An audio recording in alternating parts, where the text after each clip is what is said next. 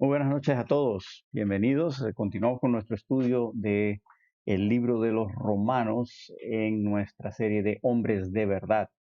Y como siempre, si le gusta lo que ve y le sirve, le es provechoso, pues denos, marque me gusta y suscríbase a nuestro canal para recibir notificación cada vez que hay algo nuevo. Nos encontramos estudiando el libro de Romanos, como ya mencioné. Estamos en el capítulo 3 y la semana pasada vimos la primera parte del capítulo 3, los versículos 1 al 20. Y si recuerdan, todo esto forma parte de un argumento largo del apóstol Pablo. Él está demostrando, como un abogado en un juicio, que el hombre, el ser humano, la humanidad, es culpable delante de Dios.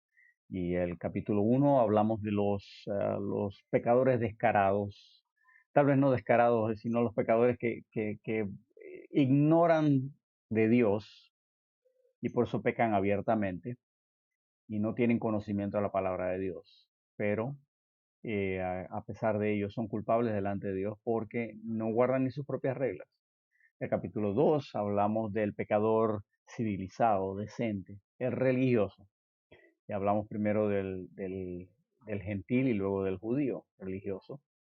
Y como también el varón religioso, aunque conoce de Dios, es culpable delante de Dios porque no cumple ni con su propia religión. Y en el capítulo 3, en la primera parte, entonces, agarrando esos dos conceptos y poniéndolos juntos, Pablo declara, no hay justo ni aun uno. No hay quien busque a Dios, no hay quien entienda, no hay uno solo. Todos somos culpables.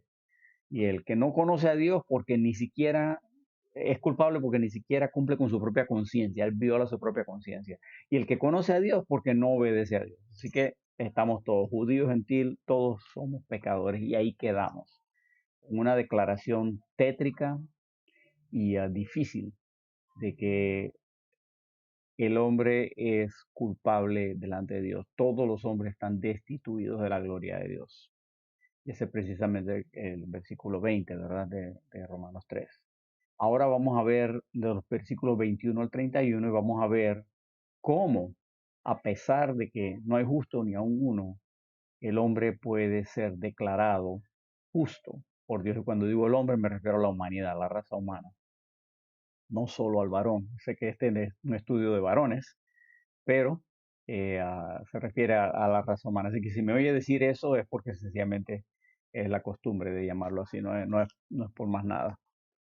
Vamos a entrar en materia. Veamos lo que dice Romanos capítulo 3, versículo 21. Voy a leer hasta el 26. Dice la Biblia, pero ahora aparte de la ley, se ha manifestado la justicia de Dios testificada por la ley y por los profetas, la justicia de Dios por medio de la fe en Jesucristo para todos los que creen en Él, porque no hay diferencia.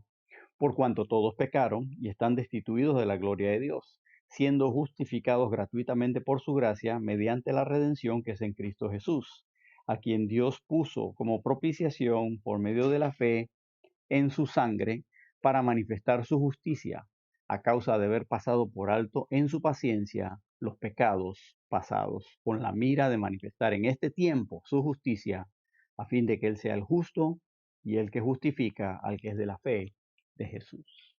Así que lo último que dijo Pablo la semana pasada, lo último que examinamos, fue los versículos 19 y 20. Y ese es el preámbulo para lo que vamos a ver ahora. En el versículo 19 dice, pero sabemos que todo lo que la ley dice, lo dice a los que están bajo la ley para que toda boca se cierre y todo el mundo quede bajo el juicio de Dios, ya que por las obras de la ley ningún ser humano será justificado delante de él, porque por medio de la ley es el conocimiento del pecado. Lo que Pablo dice es que ahora la cosa ha cambiado. ¿Y cómo ha cambiado? Se ha manifestado la justicia de Dios. Y eso es lo que vemos en el versículo 21. Dice, pero ahora, aparte de la ley, se manifiesta la justicia de Dios.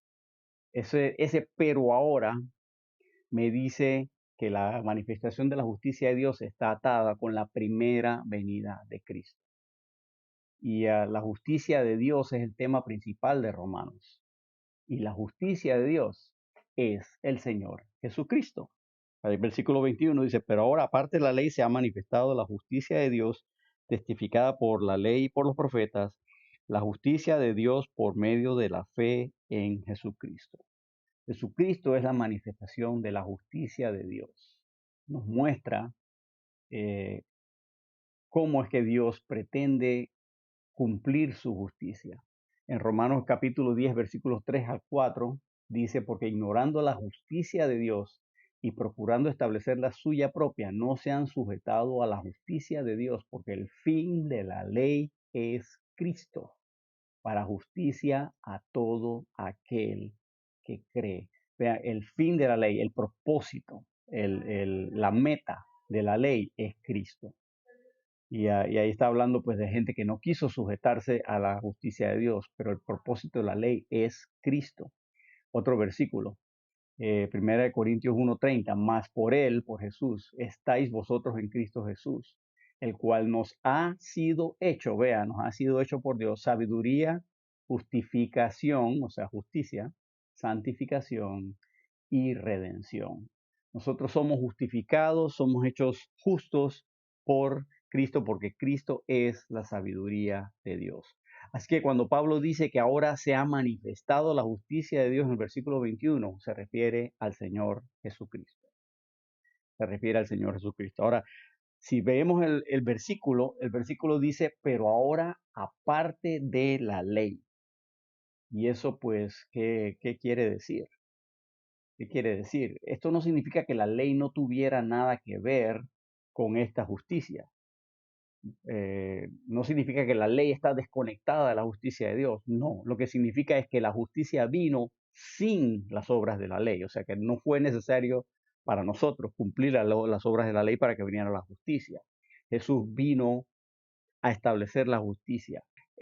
Él no tuvo que cumplir ninguna obra de la ley para ser justo, porque Él es la justicia de Dios hecho hombre. Ese es el tema.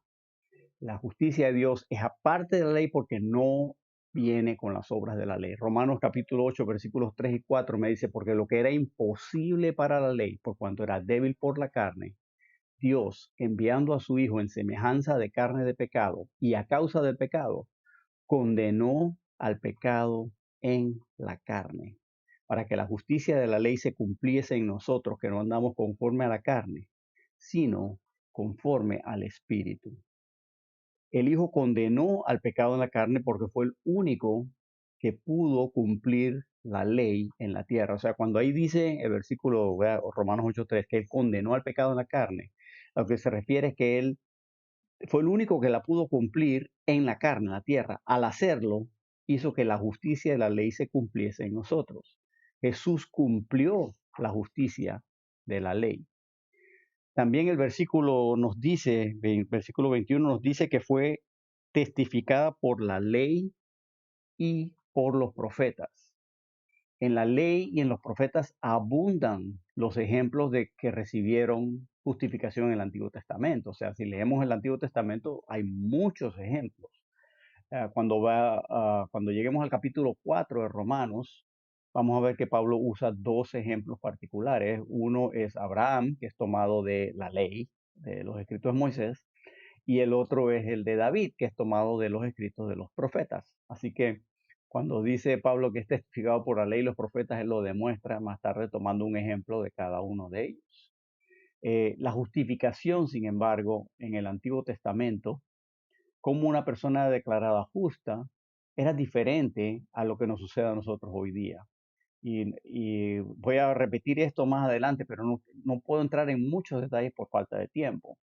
Pero en el Antiguo Testamento Dios declaraba justo a un individuo porque ese individuo por fe obedecía lo que Dios le mandara hacer. Con la fe era creyendo pues que Dios le perdonaría sus pecados. La ley no podía quitar el pecado, pero Dios lo perdonaba postergando el castigo hasta que viniera la venida de Cristo y todo fuese hecho perfecto y ahí juzgar el pecado. Eso fue en el Antiguo Testamento. Sin embargo, como leímos en el versículo 21, pero ahora la cosa ha cambiado. Cristo ahora ya cumplió las exigencias de la ley y por su vida justa y su sacrificio como víctima inocente, Él ha pagado la pena del pecado con su sangre. Ahora, cuando ponemos nuestra fe en la muerte, la sepultura y la resurrección de Jesucristo, Dios aplica el pago que Jesús rindió en la cruz a nuestro pecado y nos declara justos de inmediato. En el Antiguo Testamento, el santo del Antiguo Testamento, vamos a decir, si alguien bajo la ley ofrecía el sacrificio conforme a la ley y Dios entonces le perdonaba el pecado, pero no lo podía quitar. Y más adelante vamos a hablar de eso, de quitarlo. Y él decía, y entonces, pues claro, cuando volvía a pecar tenía que volver a ofrecer sacrificio y así sucesivamente, por fe en que algún día Dios lo quitaría. Cuando vino Jesús, y Él es el Cordero de Dios que quita el pecado del mundo, y Él muere en la cruz, entonces Dios lo puede quitar. Ahora nosotros que estamos de este lado de la cruz, no tenemos que esperar a ese día y no tenemos que andar ofreciendo sacrificios, porque ya el sacrificio se ofreció. Vamos a hablar más de esto cuando lleguemos a los versículos 25 y 26.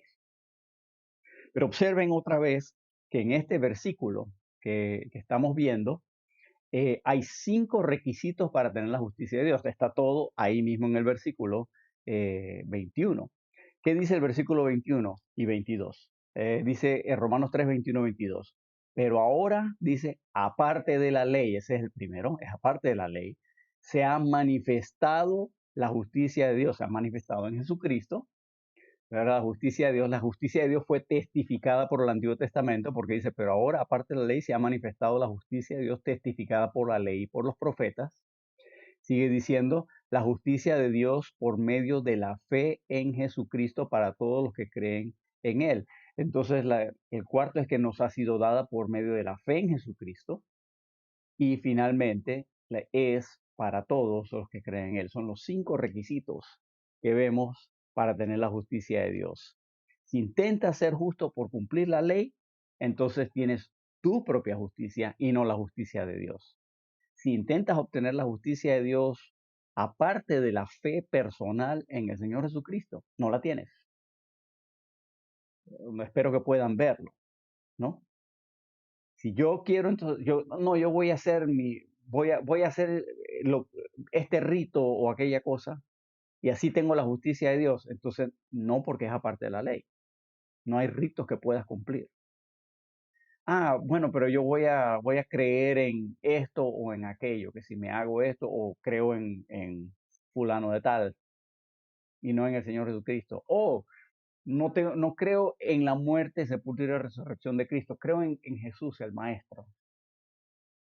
Mm, no estás creyendo en el Jesús de la Biblia, ¿verdad? El que fue testificado en el Antiguo Testamento y el que nos ha sido dado por fe. No tienes la justicia de Dios, aunque seas religioso y seas buena persona. Eso es lo que está diciendo Pablo. Y la justicia de Dios entonces es para todos. Continúa diciendo el versículo 22, la justicia de Dios por medio de la fe en Jesucristo para todos los que creen en Él, porque no hay diferencia. Pablo tiene que añadir eso al final. Es para todos, porque no hay diferencia. ¿Por qué no hay diferencia? Porque, versículo 23, por cuanto todos pecaron. No hay diferencia porque todos hemos pecado, entonces todos necesitamos la justicia de Dios. Aquí cuando él habla de por cuanto todos pecaron, está marcándolo para que no digan, ah, bueno, el judío no necesita esto, no, el judío lo necesita. Ah, el gentil tal vez no, no, el judío y el gentil lo necesitan. Todos han pecado, todos necesitamos la justicia de Dios. Por eso hay que predicarles a todos. No hay diferencia, todos hemos pecado. ¿Y cuál es la consecuencia? Versículo 23. Por cuanto todos pecaron y están destituidos de la gloria de Dios. Y ese es el problema. Estamos destituidos de la gloria de Dios. O sea, cuando era yo, las primeras veces que leía la Biblia, yo veía destituido y en mi mente, esa palabra yo sola, la única vez que yo la había oído usar es cuando despedían a alguien de su trabajo, decían, está destituido de su trabajo. Entonces así lo entendía yo. Entonces yo venía este versículo y yo no entendía cómo estamos destituidos. Bueno, resulta que destituido significa otra cosa también. Tiene dos significados, por lo menos esa palabra. El otro significado que tiene es cuando uno priva, o sea, excluye a alguien de una cosa. Tú privas a alguien de algo, lo has destituido. Y resulta ser que la palabra, yo les he dicho que yo no sé nada de griego, pero sé suficiente, tengo un léxico y sé suficiente como para buscar palabras en griego en el texto de la Biblia. La palabra que se traduce destituido aparece unas 16 veces en el Nuevo Testamento. La mayoría de las veces se traduce con el verbo faltar, o sea, como que algo te hace falta, ¿no? No tienes algo que te hace falta, en el sentido de tener una carencia o no alcanzar algo. Yo tengo dos ejemplos, pero como le digo, son más veces, pero no tengo tiempo de ver todos los ejemplos. En Marcos 10:21 dice, entonces Jesús mirándole le amó, este es hablando del rico, ¿verdad? Que le dice, ¿qué necesito para heredar la vida eterna? Jesús mirándole le amó y le dijo, una cosa te falta, es la misma palabra de estar destituido de la gloria de Dios. Estamos, en otras palabras, cuando dice que estamos, por cuanto todos pecaron y están destituidos de la gloria de Dios, dice que estamos faltos de la gloria de Dios. Tenemos carencia. El otro versículo que les quiero mostrar es Hebreos 4:1. Dice, temamos pues, no sea que permaneciendo aún la promesa de entrar en su reposo, a alguno de vosotros parezca no haberlo alcanzado. Esa frase es la misma palabra. O sea, que no llegaste, te hizo falta, no alcanzaste. Bueno, por cuanto todos pecaron y están destituidos, les hace falta, no han alcanzado la gloria de Dios. Y ese es nuestro problema. Ese es nuestro problema. En castellano, como dije, destituir también significa privar a alguien de algo, y ese es precisamente el sentido del versículo. Debido a que todos hemos pecado, estamos faltos de la gracia de Dios, no hemos alcanzado la gracia de Dios, estamos privados o excluidos de la gracia de Dios. Y este versículo se usa mucho en el evangelismo personal y fantástico, no tiene nada de malo usarlo porque comunica una gran verdad, que todos estamos, ¿verdad?, destituidos de la gloria de Dios. Eso es verdad, pero muchas veces ignoramos el contexto de este versículo cuando lo leemos como ahora que estamos leyéndolo en el contexto de todo el capítulo. El capítulo nos dice que todos hemos pecado, pero la justicia de Dios se ha manifestado para todos, sin excepción, porque todos hemos pecado, porque todos hemos pecado. Y se obtiene la justicia eh, creyendo en el Señor Jesucristo, conforme a las Escrituras, por medio de la fe en Él, sin diferencia para los hombres, porque todos lo necesitamos. Entonces, curiosamente aquí, si empezamos a leer, seguimos leyendo, como les dije, eh, aquí Pablo empieza a introducir unas palabras eh, que hoy día, muchos siglos después, ahora están cargadas de significado teológico. Yo no creo que Pablo tenía esa intención, pero ciertamente tenía la intención de definirnos algo. Vean por favor el versículo 24.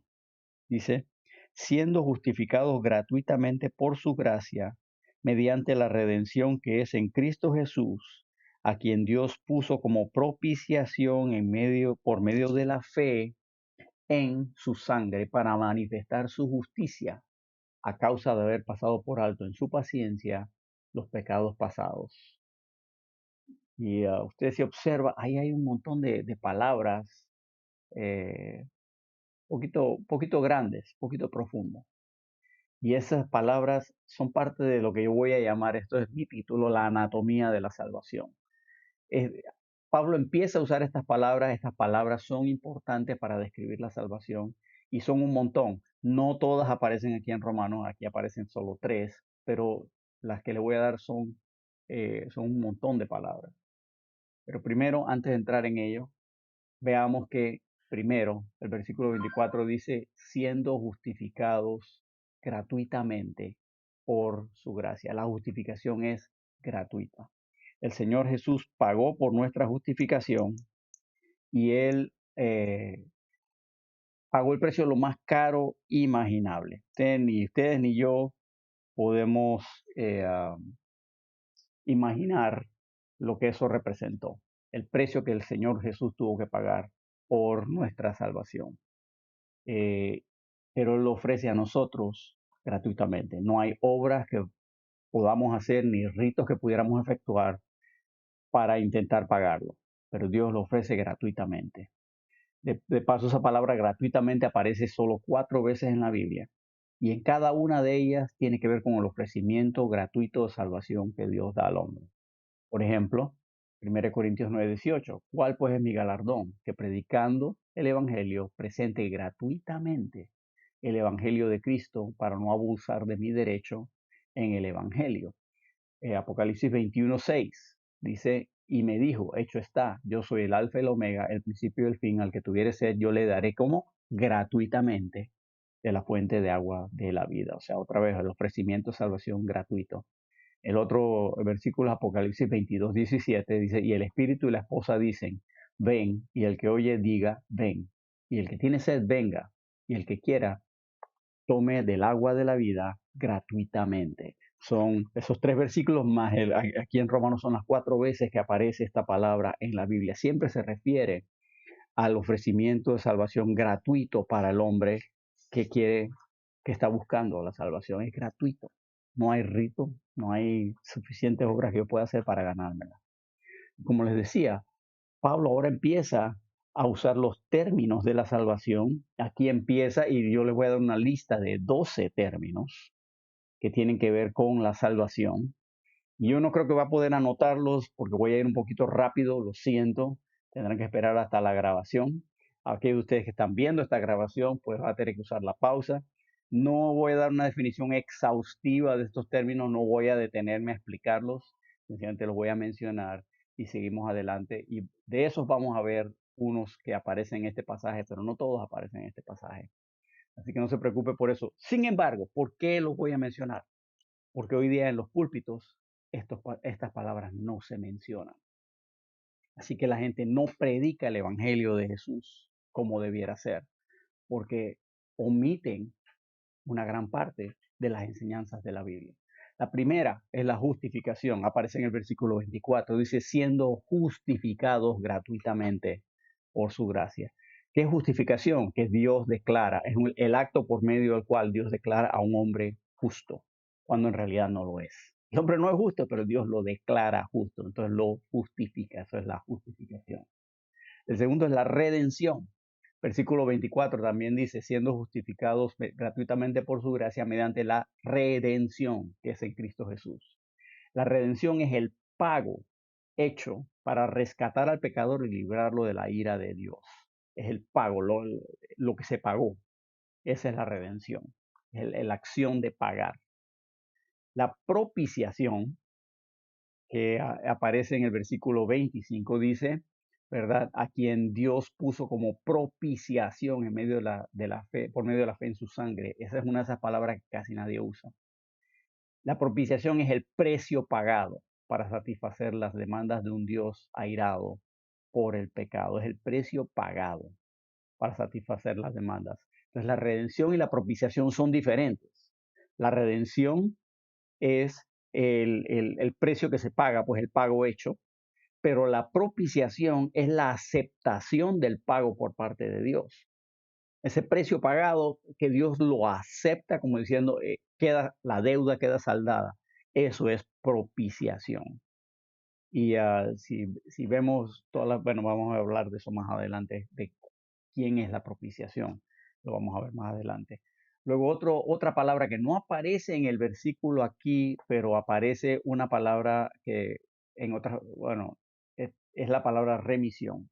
A nosotros no nos aparece la palabra remisión, pero la frase esa, pasar por alto, en el versículo 25, dice, a quien Dios puso como propiciación por medio de la fe en su sangre para manifestar su justicia a causa de haber pasado por alto en su paciencia los pecados pasados. Eso es remisión. Esa palabra, esa frase significa remisión. ¿Qué es remisión? Es el pago por el pecado, otra vez relacionado a las otras dos cosas, pero aplicado a nuestro favor, puesto a mi cuenta para perdonar mi deuda. Entonces, si empiezan a ver, esto es como una transacción. Y hay gente que le molesta mucho que uno diga eso, pero es una transacción. había una deuda por el pecado. Jesús ofrece el pago. El pago es recibido. O sea, Jesús ofrece el pago, esa es la redención. El pago es recibido, esa es la propiciación. Y ese pago es aplicado a mi favor, eso es la remisión. ¿Lo ven? Para perdonar nuestra deuda. Seguimos. Expiación, eso no aparece en este pasaje. La expiación es el acto de limpiar el pecado, donde el pecado no solo es perdonado, sino que es quitado. Es quitado, no solo es perdonado. Esa es otra de esas palabras domingueras que no se habla mucho. Otra palabra, la imputación. Y eso yo sé, a nosotros, nuestros oídos panameños suena como que está diciendo otra cosa, pero no. Es imputar. ¿Qué es imputar? Es el acto mediante el cual Dios carga el pecado del pecador a Jesucristo y le carga la justicia de Jesucristo al pecador. En otras palabras, Dios toma el pecado que era mío y se lo echa a Jesús, se lo carga a él, se lo dice, bueno, eso es imputar. Cuando un juez eh, toma un acusado y lo acusa formalmente, eso se llama una imputación de cargos. Dice, usted se le carga con esta ofensa. Bueno, y a nosotros, cuando yo me arrepiento, mi pecado es imputado a Jesucristo, pero la justicia de Jesucristo me es imputada a mí. O sea, Dios dice, me da la justicia de Jesús a mí. Eso es lo que es esto. Otra vez, ¿cuándo fue la última vez que usted oyó eso desde un púlpito? ¿Verdad? Otra palabra, regeneración. La regeneración es el acto mediante el cual el Espíritu Santo entra al pecador y le da vida nueva por medio del nuevo nacimiento. Aquí se crea un espíritu nuevo dentro del hombre que es capaz de responder al Espíritu Santo. Otra palabra, la reconciliación. La reconciliación es el acto mediante el cual se restaura la paz en la relación de dos partes que están en conflicto. En este caso, las partes serían Dios y el pecador. Entonces, luego que Dios me imputa la, la justicia de Dios y me regenera, me hace nueva criatura, entonces ahora Él y yo estamos reconciliados. Vamos a ver en Romanos 5 que antes éramos enemigos de Dios, o sea que estamos en conflicto por el pecado, pero ahora somos reconciliados y de hecho en 2 Corintios habla del ministerio de la reconciliación. Dije que no iba a explicar mucho de esto porque no hay tiempo, pero seguimos. Otro término que no aparece aquí, aparece en otras partes de la escritura, es la circuncisión espiritual. A veces aparece más bien como circuncisión no hecha de mano. Esto lo que es un acto del Espíritu Santo que separa a la nueva naturaleza del cristiano de su cuerpo pecaminoso carnal, a fin de que ningún pecado cometido en la carne pueda afectar a su nuevo espíritu. Es un corte que se hace, pues eso es lo que es una circuncisión, un corte circular que separa básicamente a mi nueva naturaleza de mi cuerpo. O sea que el pecado del cuerpo, porque esta carne dice la misma escritura que sigue siendo pecaminosa, no me afecta a mi nueva naturaleza. Y otra vez, fascinante esto, todo esto, cada uno de esos términos merece su estudio propio, pero no tenemos tiempo en esta ocasión. Otro término, la adopción. Adopción es cuando Dios toma a un pecador y que recibe la salvación y lo coloca en la familia de Dios. El onceavo es la santificación, que es un acto mediante el cual Dios aparta a un pecador que ahora es salvo con el propósito de que ahora en adelante lo va a tratar como hijo y no como pecador. Que tú eres salvo en esta noche, ya Dios te ha santificado para no tratarte como pecador, sino tratarte como un hijo. Y el último es la glorificación. El destino final de todos los pecadores salvos es ser glorificados. Cuando somos glorificados somos hechos iguales a Jesucristo, ¿verdad? Como Él es el primogénito entre muchos hermanos. Bueno, así somos hechos iguales a Él, ¿verdad? Como dicen en 1 Juan, así como Él es, nosotros seremos así como Él es. Y somos coherederos con Cristo, o sea que Él nos concede una herencia con Él en el reino. Digo, nada más aquí yo creo que podríamos parar y decir, oh, ya tenemos suficiente para sentarnos y meditar, ¿verdad? Todas estas cosas que Dios ha hecho a mi favor. Pero queremos terminar el capítulo 3. Por eso no me puedo quedar aquí a estudiar todo esto. Volvamos al versículo dijimos 24. Dice, siendo justificados gratuitamente por su gracia, mediante la redención que es en Cristo Jesús, a quien Dios puso como propiciación por medio de la fe en su sangre, para manifestar su justicia. Y aquí es donde vamos a ver que Dios puso a Jesucristo como propiciación. La propiciación, otra vez, es un término bíblico que lastimosamente es muy poco conocido hoy día. Tiene que ver con la satisfacción de las demandas de Dios para pagar por el pecado. Cuando Jesús murió por nuestros pecados en la cruz, Él ofreció su sangre a Dios el Padre como pago por el pecado del mundo, y Dios vio que el pago era suficiente. La pena por el pecado que exigía la justicia de Dios quedó satisfecha. Y ahora Dios quedó agradado con Jesús. Esta palabra, otra vez, solo aparece 3 veces en la Biblia, pero es una palabra muy, muy importante. Muy importante. Aparece aquí en Romanos 3:25, obviamente, lo acabamos de leer, pero aparece en 2 lugares más. Se los leo. Primera de Juan 2:2 dice, y Él es la propiciación por nuestros pecados, y no solamente por los nuestros, sino también por los de todo el mundo. ¿Quién es la propiciación? Si ven el contexto en 1 Juan 2:2, Él es Jesús. Jesús es la propiciación. Él mismo es la propiciación. Él es el pago suficiente, adecuado, aceptado por nuestros pecados. El otro lugar es 1 Juan 4:10. En esto consiste el amor, no en que nosotros hayamos amado a Dios, sino en que Él nos amó a nosotros y envió a su Hijo en propiciación por nuestros pecados. Todas las veces que aparece esta palabra, nos dice que el Señor Jesús es la propiciación por nuestros pecados. El versículo 25 nos muestra cómo Dios remitió o hizo la remisión de los pecados del santo del Antiguo Testamento. Y lo hace después de decirnos de la propiciación. Jesús pagó el pago suficiente para que nosotros pudiéramos tener remisión de pecados. Y por eso fue la propiciación. Pero entonces ahora entramos al tema de la remisión. Dice, él puso como versículo 25, a quien Dios puso como propiciación por medio de la fe en su sangre para manifestar su justicia a causa de haber pasado por alto en su paciencia los pecados pasados. ¿Qué significa eso de que pasó por alto los pecados pasados? Eso es lo que dice el versículo. Eso nos muestra cómo Dios remitió los pecados de los santos del Antiguo Testamento. En el Antiguo Testamento el creyente hacía lo que Dios le pedía por fe, confiando en que Dios perdonaría sus pecados de alguna manera, ¿no?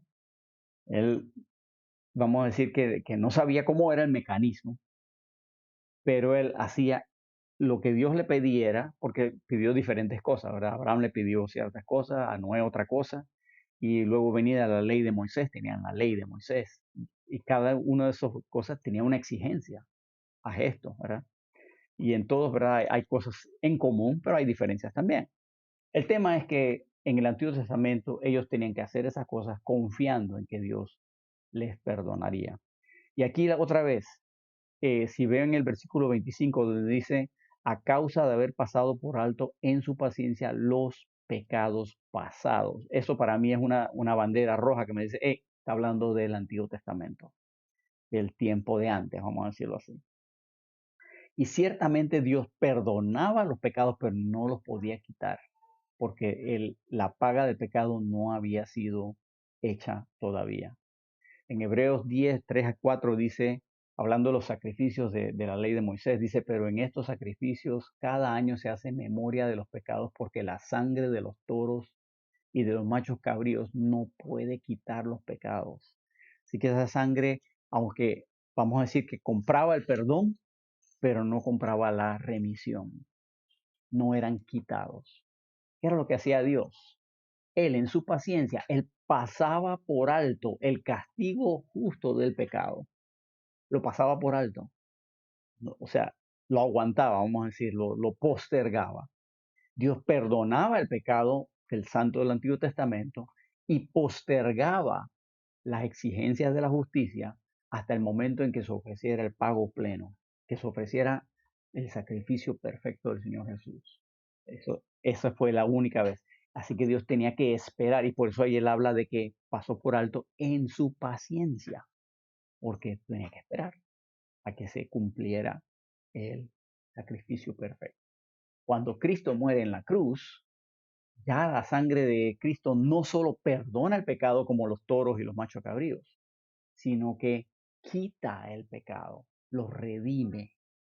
El santo del Antiguo Testamento tenía que esperar hasta este sacrificio, hasta que ocurriera el sacrificio de Cristo, para que fuera quitado su pecado. Pero nosotros hoy día no, porque nosotros vivimos después del sacrificio de Cristo. Nuestros pecados no solo son perdonados, sino que son redimidos por la sangre de Cristo. Así que nosotros somos diferentes. Tenemos una diferencia. Por eso no somos santos del Antiguo Testamento, somos santos del Nuevo Testamento.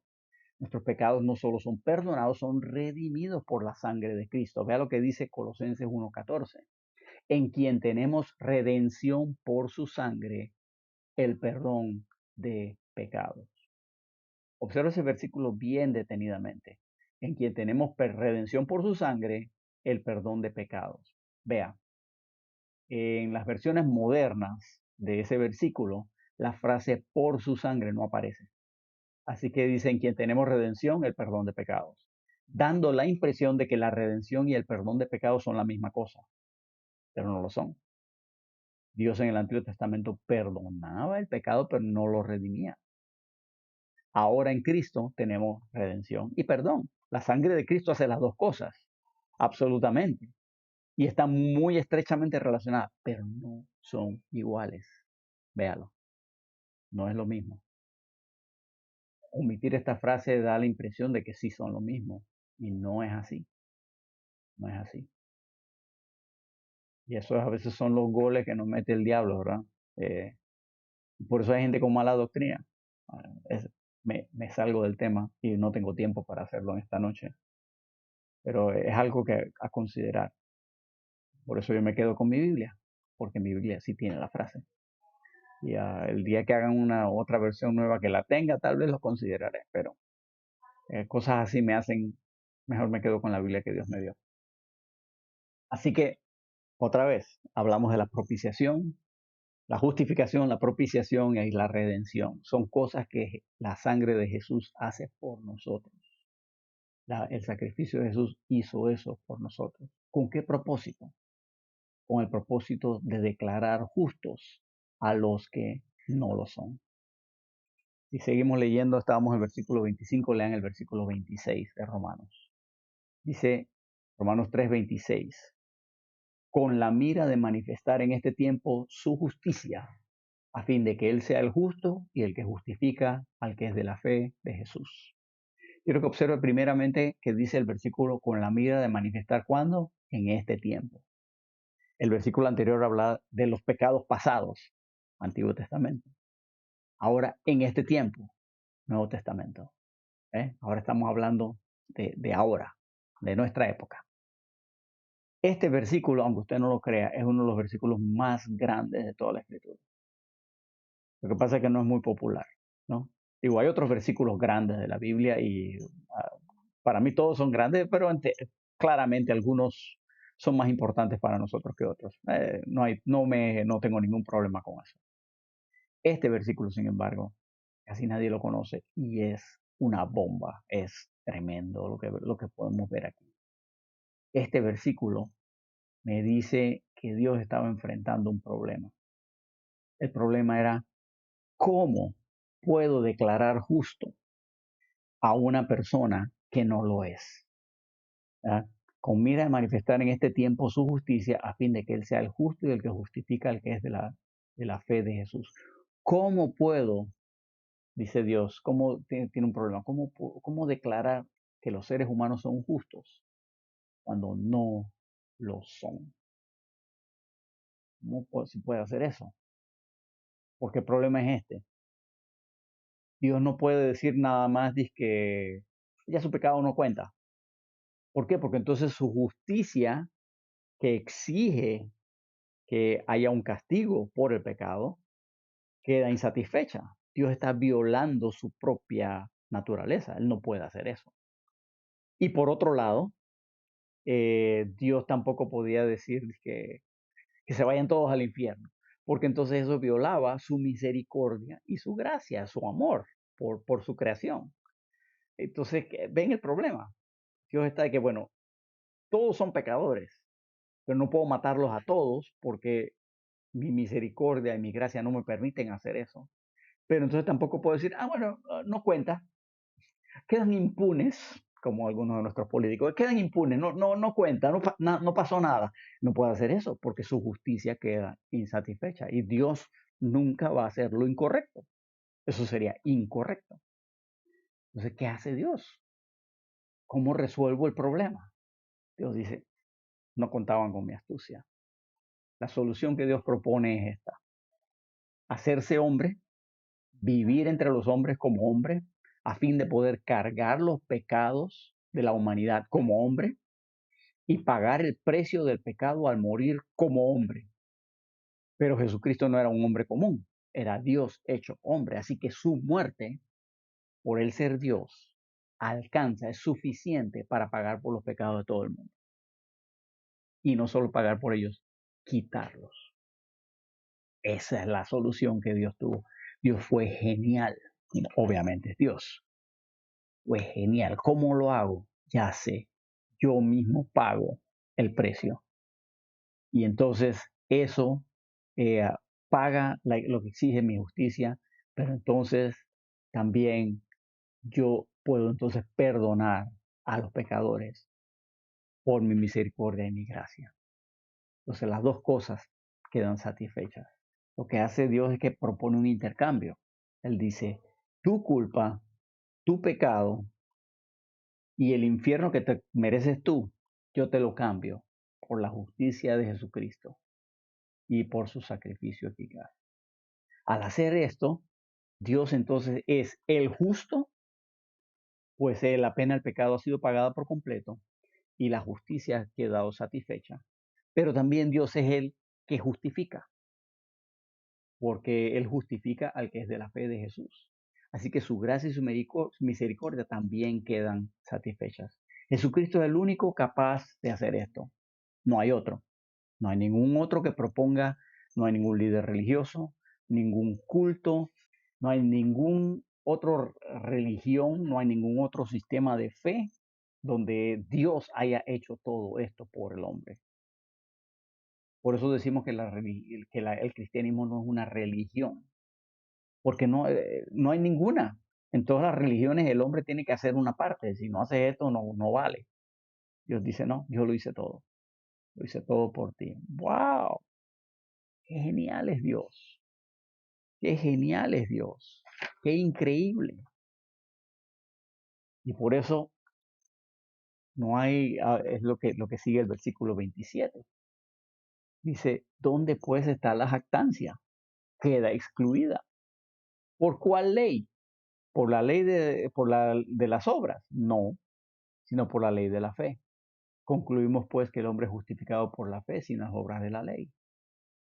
La justicia de Dios entonces no se obtiene por obras. Como Dios lo ha hecho todo, no hay lugar para la jactancia.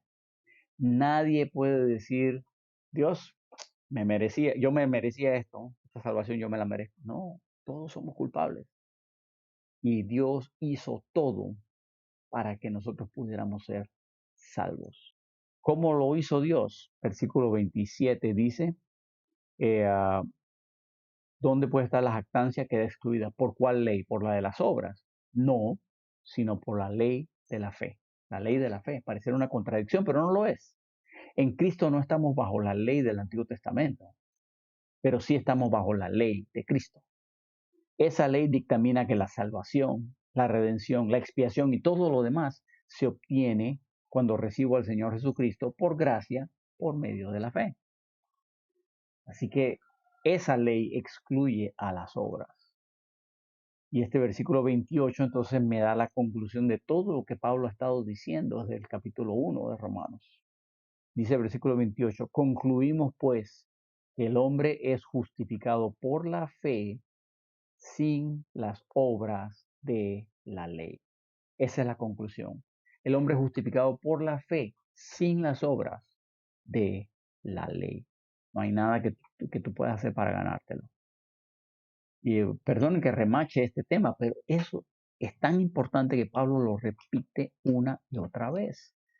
Y no va a ser la última vez que lo veamos aquí en Romanos, porque es tan importante meternos esta idea en la cabeza. Digo, yo tengo ya muchos años de andar con el Señor, así que estoy acostumbrado a oír este concepto.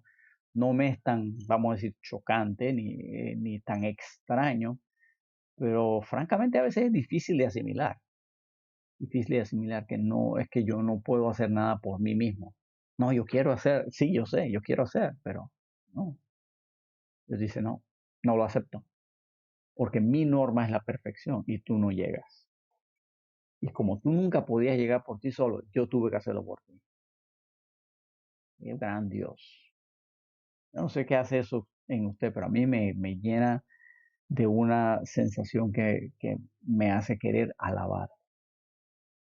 Y esto es importante porque la fe en el Señor Jesucristo es el único camino que tenemos para ser justificados delante de Dios. Repito, la fe en el Señor Jesucristo es el único camino que tenemos para ser justificados delante de Dios. ¿Tú quieres estar bien con Dios? Solo por la fe en Jesucristo. No hay otro camino.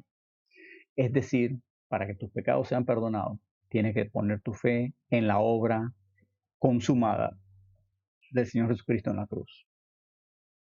Para que tus pecados sean expiados, para que sean redimidos, para que sean remitidos. Este es el proceso que Dios demanda. Y esto es lo que exige Él como el justo y el que justifica. Él lo hizo todo por ti, porque tú no podías hacerlo. No es porque Él te quería excluir, no, es que tú no podías. Yo no podía. Entonces no nos hagamos ilusiones, pero seamos claros. Esto que acabo de decir va en contra de lo que enseñan muchas personas. Porque muchas personas enseñan que el bautismo en agua es esencial para la salvación. Si no te has bautizado en agua, no eres parte de la iglesia. Falso. El bautismo es una obra, como cualquier otra. Dice la Biblia, somos justificados, aquí lo acabamos de leer, versículo 28, el hombre es justificado por la fe sin las obras de la ley. No importa cuál ley, el bautismo es una obra. Lo siento. Tú enseñas eso, no estás siendo conforme a la Biblia. Cuidado que tu salvación no es genuina, ¿verdad? Bien, probablemente no lo es. Hay otros que enseñan que hay un pecado imperdonable que si tú lo cometes ni siquiera Cristo te puede perdonar. ¿En serio? Yo sé que ahí se menciona un pecado imperdonable en la Biblia, pero ¿en serio? ¿Tú crees que tú y yo podemos cometerlo? Eso no es lo que dice la Biblia. Dice, por cuanto todos pecaron, dice, y para todos. Eh, Judío, gentil, no hay, es para todos. Y están los otros que enseñan que hay que acudir a un sacerdote o a un individuo, un gurú, un chamán, o poner una velita a una estatua. Y eso entonces te hace acepto, justificado delante de Dios. O que para que Dios perdone tus pecados tiene que ir y hacer 3 volteretas y caminar de rodillas de aquí para allá o pagar una manda. ¿Eso es lo que dice la Biblia? No, dice que aparte, es por fe y no hay obras involucradas. Ninguna obra, ninguna. Y el que tal enseña está mintiendo. Ay, pero estás ofendiendo. Es lo que dice la Biblia. Si te molesta, no te enojes conmigo. Es lo que Dios dijo. Yo solo estoy repitiendo lo que Dios dijo. Ahora, yo le creo a Dios. Eso sí, yo le creo porque me parece que Dios sabe lo que estaba diciendo. Ah, pero tenemos aquí la tradición de hacer esto o aquello. Tenga la tradición que usted quiera, yo no, hagan lo que quieran. Eso a mí yo no pierdo el sueño por nada de eso, ni me molesta, ni me enojo con nadie por eso. Pero yo veo lo que dice la Biblia, y dice la Biblia que eso no te sirve para alcanzar la justificación. Y vea, es que hay tanta mala doctrina ahí afuera. Un hombre que no quiere aceptar que la justificación es por fe sin obras de la ley, Él va a abandonar los versículos claros que Pablo escribe a la iglesia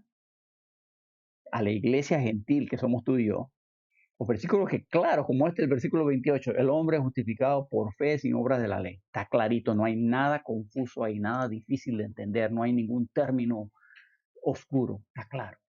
Pero un hombre que no quiere aceptar eso, que quiere justificarse por sus propias obras, él lo que va a hacer es buscar cualquier otro versículo escrito a otra gente, para otra época o en otro contexto a fin de buscar su propia manera de justificarse en lugar de seguir la prescripción de Dios. Por eso vemos que los que no creen la doctrina de que eres salvo solo por fe y nada más que fe, más nada menos nada, ellos acuden al libro de Mateo, o al libro de los Hechos, o al libro de Hebreos, o al libro de Santiago, libros que no fueron escritos a la iglesia. Y yo sé, esto tal vez lo confundirá a algunos de ustedes, no tengo tiempo de explicar por qué estoy diciendo esto, pero es así. ¿Cuáles fueron los libros escritos a la iglesia? Los que Pablo escribió, escritos a nosotros, dirigidos a nosotros. Los demás son provechosos y debemos estudiarlos y comprenderlos. Pero ¿a quién están dirigidos? No a nosotros. Entonces no podemos apropiarnos arbitrariamente de lo que dicen y decir, eso es para mí. O no, cuidado. Hay que ver si aplica o no aplica. Y por eso se van a esos otros lugares para hallar una razón por la cual esto no puede ser cierto. No, yo tengo que hacer mi propio sacrificio. Yo tengo que poner de mi parte. No, es por fe, parte de las obras de la ley. No hay nada que tú puedas hacer. No tengo más tiempo para hablar sobre esto, pero no quería mencionarlo, porque es muy importante, muy importante. Y Dios ha prometido que Él quiere justificarnos a todos. Por eso Él habla primero que todos pecaron, pero que la justificación ahora la ofrece a todos, sin excepción. Y Él continúa ese tema ahora en el versículo 29, volviendo a Romanos 3. Vea el versículo 29. Dice, Romanos 3:29, ¿es Dios solamente Dios de los judíos? ¿No es también Dios de los gentiles? Ciertamente también de los gentiles, porque Dios es uno, y Él justificará por la fe a los de la circuncisión y por medio de la fe a los de la incircuncisión.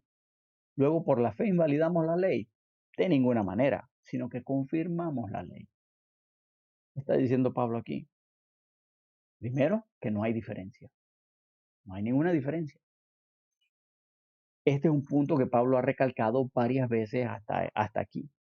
Así como todos están condenados por el pecado, tanto los judíos condenados por la ley que tenían, la ley escrita que recibieron del Antiguo Testamento, ellos están condenados, pero así también los gentiles, que no tenían la ley escrita, pero tenían la ley escrita en sus corazones, también están condenados. Pero entonces tanto el judío como el gentil tienen acceso a ser justificados.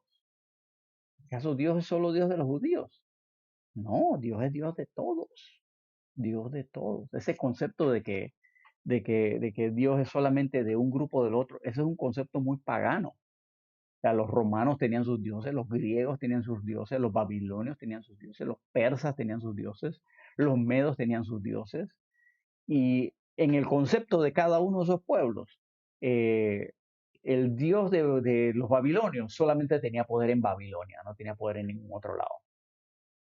Y el dios de los romanos solo tenía poder en Roma, no tenía poder en ningún otro lado. Por eso cuando los romanos iban a conquistar a otro lugar, ¿verdad? Cuando ellos conquistaban, decía, viste, mi Dios le ganó a tu Dios, ahora mi Dios tiene potestad sobre este territorio.